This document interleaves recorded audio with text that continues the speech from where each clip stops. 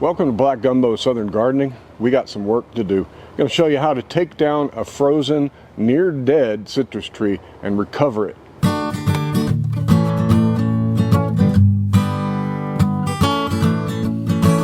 I love to grow citrus. It's one of my favorite things in the whole world. I've got a citrus tree in the ground named Lucy the lemon tree. And if you've hung around my channel for any number of years, you've seen us take massive harvests of huge softball-sized Meyer lemons off of Lucy. Lucy is well established. She was frozen back in February of 2021. That was just 2 years ago. She was frozen all the way down to the stump, and we waited. We waited and we waited. And sure enough, new growth came from above the graft union. That was the right scion wood. Lucy came back, and within 2 years she was as large as she had ever been. Within 2 years. You can't go to the store and buy one of these little potted containerized citrus trees, stick it in the ground and have it be that large in 2 years. And there's a reason for it. Let's talk about rootstocks and why it's best to deal with the rootstock you have in the ground that's already there and mature, rather than just rush out and buy a new tree and start all over. This is Lucy. Lucy is about 8 feet tall at the tallest and about as wide. This is the second time Lucy has been that large in 2 years. Well, Lucy got nailed by the latest freeze around Christmas and died back again. All of that brown growth is dead growth. But if you'll notice, I waited and I said, if you have a citrus tree that got knocked back from the freeze, wait and see what happens. Down there we covered Lucy and put Christmas lights around those thicker branches. And sure enough, they survived the freeze. And from those thicker branches, above the graft union, we're getting fresh growth. So now what do? Well, it's time to take down all this dead growth. I'm going to show you how I'm going to do that. I'm going to talk about the benefit of a big mature rootstock. Down here, I have new growth coming up from the wood that survived the freeze. Now, it's kind of ugly. Once we take this back, it's not going to be real attractive for a while. And some folks might be tempted when their tree dies back and it's not showing any growth to cut their losses, to saw it off at the ground and start over with a new tree.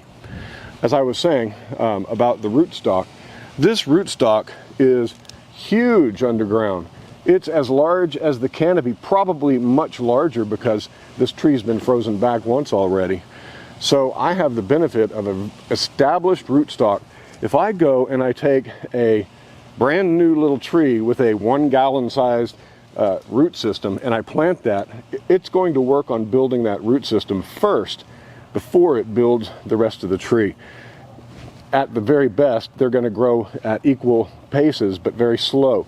It will take several years, 4 or 5 years, for your fruit tree to be this big.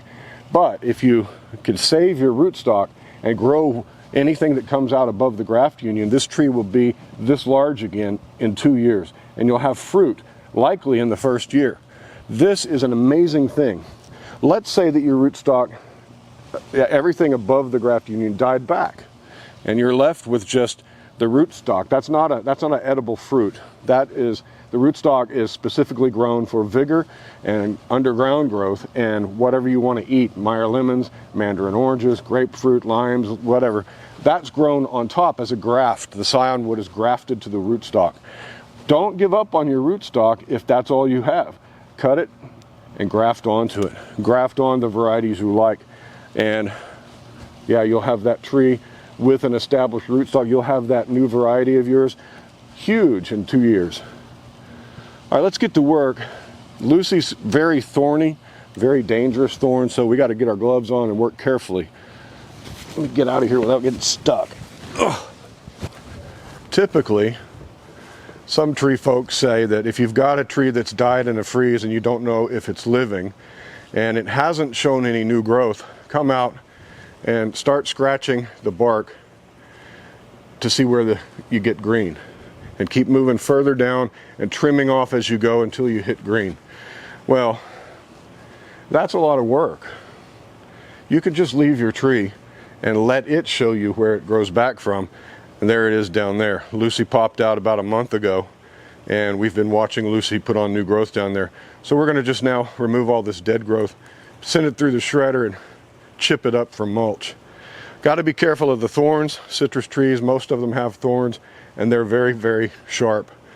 I'm going to use a Sawzall. Let me get my gloves. I think I can get in right here if I just remove some of this. Some of these thorns. Just clearing myself out a little workspace right here. Man, those are some mean thorns. Look at that. Yeah, I think I can get to it from there. We're just going to start reducing and removing. Little by little. All right, when I start getting down near where I see green sprouts coming up, we got to start being a little more careful.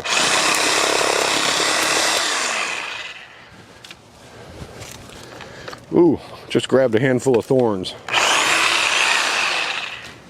As we cut this dead wood and we move further down, you can see those dangerous thorns. We start to approach this junction right here, and here's where we're starting to get growth. So what I'm going to do is I'm going to cut right here at an angle, and I'm going to do the same on these other branches where I have new growth coming out. I'm just going to cut right above it, and we're going to seal that because that's a large cut. You don't want to leave that unsealed. But all this other dead stuff, it comes off. You can see where we made our cuts the first time. We cut Lucy all the way back to here. The graft union is way down here actually.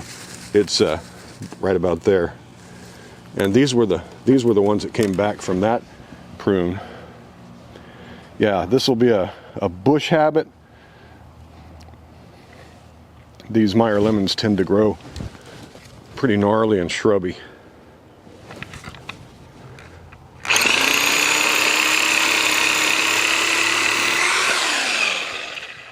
There we go. Oh, look at those thorns. Put a whooping on you. Let's see, I can see a little better now. New growth, new growth. This is good, except it's crossing through the middle, so we're going to take that out.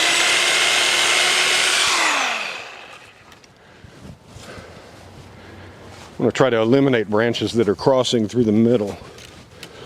Let's see, I can smell the citrusy smell as I cut this living wood.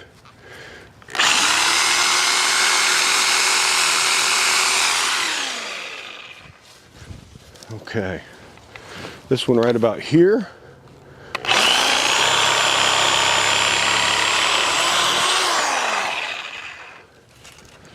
Yeah, that's living wood right there. I can see green cambium.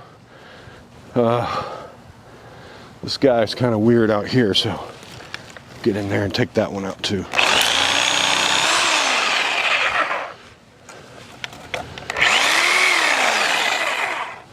And we'll finish off with the pruners.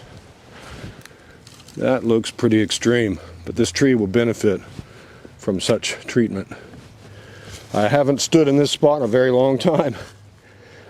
There we go. Lucy is now going to grow back in a bush form. Lots and lots of growth here, lots and lots of vigor, lots of branches.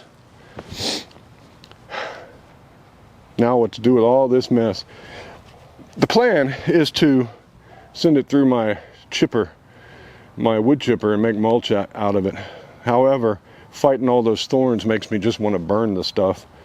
And yeah, we'll see. But that's how you do it. This tree now has a good chance to come back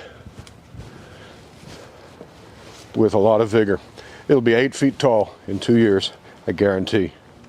Now where I've made my cuts, that's exposed green wood. If you look close, you can see that there's cambium flowing in here, and we've got a bud coming out there. I don't want to leave this exposed to the elements. This is a vector for insects to bore in there, for water to do damage. We're going to seal this, and I'm going to use IV Organics 3-in-1 Plant Guard. This protects against sunburn, insects, rodents, and it will seal this up pretty well. It will still be able to breathe, but water won't as readily pass through, and it will protect against what I'm most concerned about is insect damage.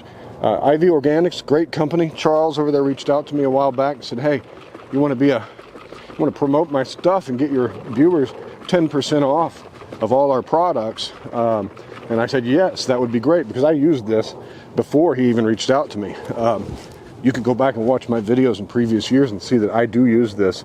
So I'm not just stumping a product because, you know, I get a little kickback. I stump this product because I love it. So 3-in-1 plant guard, it's good stuff.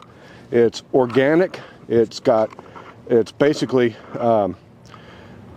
diatomaceous earth is the base, and it is filled with, you mix it with water, and you put in an essential oil packet that's got a bunch of essential oils in there that help protect and drive away insects. So we're just going to paint this on all our cuts, let it dry. I'll probably come back and do another coat, because I mixed this up thin so that I could paint the trunks of my fruit trees to protect against sunburn.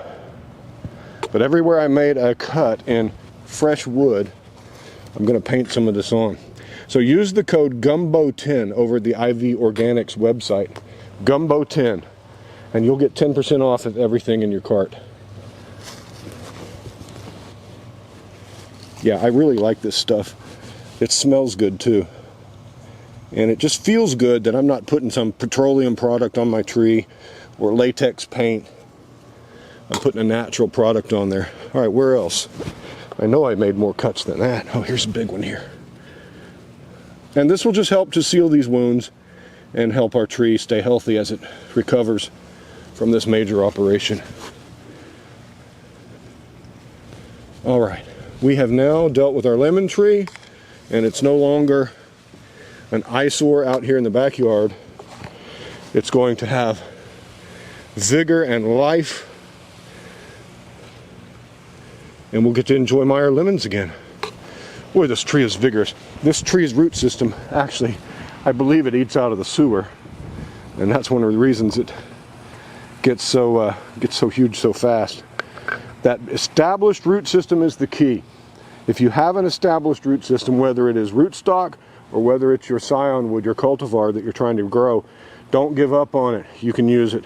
Don't give up on all these years of hard work that this plant, this tree, has given you. Don't give up on it. Now I could get down here and clear this bed out. I couldn't do that before with all those thorns. This is my Kishu mandarin. It took last year off, but it looks like this year it's going to be busting with wonderful fruit. I love that tree. You know, if I was really motivated today, I'd take some cuttings off of that Kishu mandarin and go over to Lucy and find some similarly sized new growth and graft them on. Yeah, that would be awesome. But I'm going to wait. Lucy's been through enough trauma. I'm going to give Lucy just this whole spring and summer to recover, start expecting to see blossoms at the beginning of next year, and hopefully get some more fruit. Yeah. Hey, thanks for joining me on Black Gumbo Southern Gardening. If you're interested in learning how to do backyard gardening, you know, average annual vegetable gardening in raised beds like I have over here, or if you're interested in more perennial things like fruit trees and fruit bushes, join my channel. I'm doing both back here, down here on the Texas coast, and doing some things that I'm not supposed to be able to do. Not supposed to be able to grow apple trees, but I've got apples. Not supposed to be able to grow pawpaws, but I got a couple pawpaw trees doing just fine over here. Yeah, we're trying to push our limits here and do some experimentation in this teaching garden. I invite you to subscribe to our channel if you haven't already. We got a lot of content lined up for next week, already done, it's in the queue, and yeah. Talk to you next time. Happy gardening. Bye-bye. Oh, that was a good thing to get off the list.